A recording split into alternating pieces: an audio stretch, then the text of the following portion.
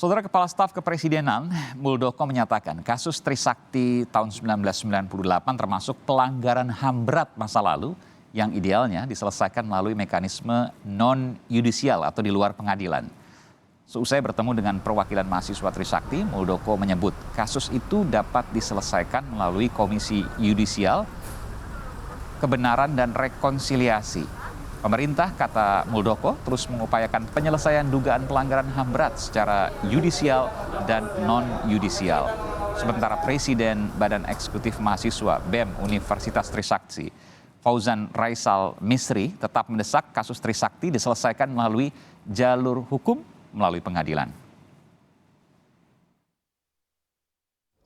Terhadap pelanggaran-pelanggaran HAM berat sebelum tahun 2000 dan setelah tahun 2000. Terhadap pelanggaran berat sebelum tahun 2000, maka perlunya dipikirkan pendekatan non-judicial.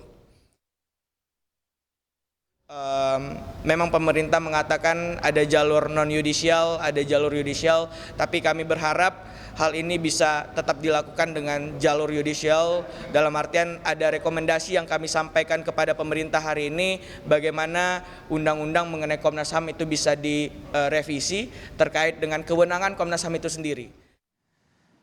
Saudara Kepala Staf Kepresidenan Muldoko menyatakan kasus Trisakti tahun 1998 termasuk pelanggaran HAM berat di masa lalu dan akan diselesaikan lewat jalur non-yudisial melalui Komisi Yudisial, Kebenaran dan Rekonsiliasi. Bagaimana hasil lengkap pertemuan Muldoko dengan perwakilan mahasiswa Trisakti?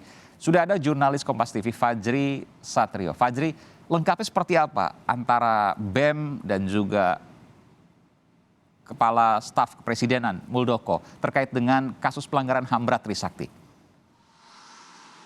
Aiman dan juga saudara, memang benar perwakilan mahasiswa Universitas Trisakti bertemu Kepala Staf Kepresidenan Muldoko sebagai tindak lanjut dari aksi yang sudah dilakukan mahasiswa pada Kamis 12 Mei lalu untuk membahas sejumlah kasus dugaan tentang pelanggaran hak asasi manusia.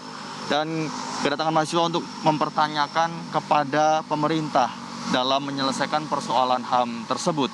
Dan baik untuk yang terjadi pada mahasiswa Trisakti maupun pelanggaran HAM lainnya. Dan sejumlah isu lainnya pun turut dibahas yang menyangkut HAM yang belum tuntas, terutama yang terjadi pada 12 Mei 1998.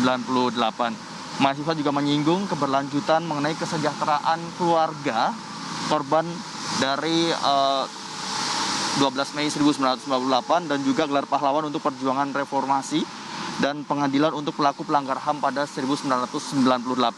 Menanggapi hal tersebut, Aiman dan juga saudara, Kepala Staf Kepresidenan Muldoko memastikan bahwa pemerintah tidak tinggal diam dan tetap menjadikan pelanggaran HAM masa lalu sebagai prioritas. Dan ia menegaskan bahwa pemerintah terus mengupayakan penyelesaian dugaan pelanggaran HAM yang berat baik secara yudisial maupun non-yudisial. Dan penyelesaian secara yudisial akan digunakan untuk kasus-kasus dugaan pelanggaran HAM berat baru yang terjadi pemberlakuan Undang-Undang Nomor 26 Tahun 2000 tentang Pengadilan HAM. Dan sementara untuk kasus-kasus dugaan pelanggaran HAM berat masa lalu terjadi sebelum November tahun 2000, dan Muldoko akan memprioritaskan dengan penyelesaian melalui pendekatan non-yudisial seperti melalui Komisi Kebenaran dan Rekonsiliasi atau KKR. Dan Muldoko juga menjelaskan bahwa Undang-Undang Nomor 26 Tahun 2000 tentang Pengadilan HAM memang memungkinkan penyelesaian pelanggaran HAM berat masa lalu di pengadilan. Namun menurut Muldoko sendiri tentu harus menunggu putusan dari DPR. Dan meskipun pengadilan belum bisa digelar, Muldoko menegaskan pemerintah tetap mengupayakan agar korban tetap mendapatkan bantuan dan pemulihan dari negara. Dan pada tanggal 12 Mei 2022 yang lalu, Aiman dan juga saudara, Menteri BUMN memberikan bantuan perumahan kepada 4 keluarga korban Trisakti, dan pemerintah melalui Kemenko Polhukam tengah memfinalisasi rancangan kebijakan yang non-yudisial, Komisi Kebenaran dan Rekonsiliasi, dan memastikan pengadilan HAM terus berjalan. Aiman.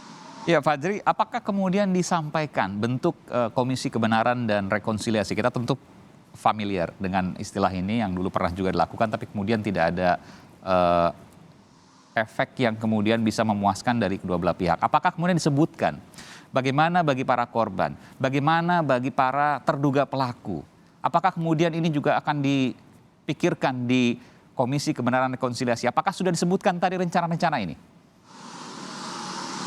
Ya, untuk saat ini memang dari pihak pemerintah sendiri ingin terus mengusahakan Aiman untuk mengungkap dari para korban HAM pada tahun 1998.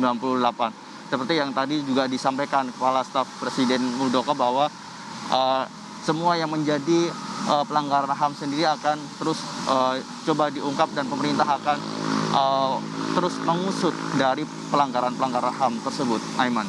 Adakah kemudian kesimpulan akhir yang dicapai dari Trisakti, dari BEM Trisakti dengan Kepala Staf Kepresidenan Muldoko? Ya, dari Kepala BEM Trisakti ini menginginkan bahwa tidak hanya non-yudisial, namun juga pelanggaran HAM yang sudah terjadi pada korban 1998 juga diinginkan untuk dilakukan proses yudisial agar semua bisa terlihat kebenarannya, begitu Aiman. Baik, terima kasih. Fajri Satrio melaporkan langsung dari Kantor Staf Presiden Jakarta. Terima kasih atas informasi dari Anda.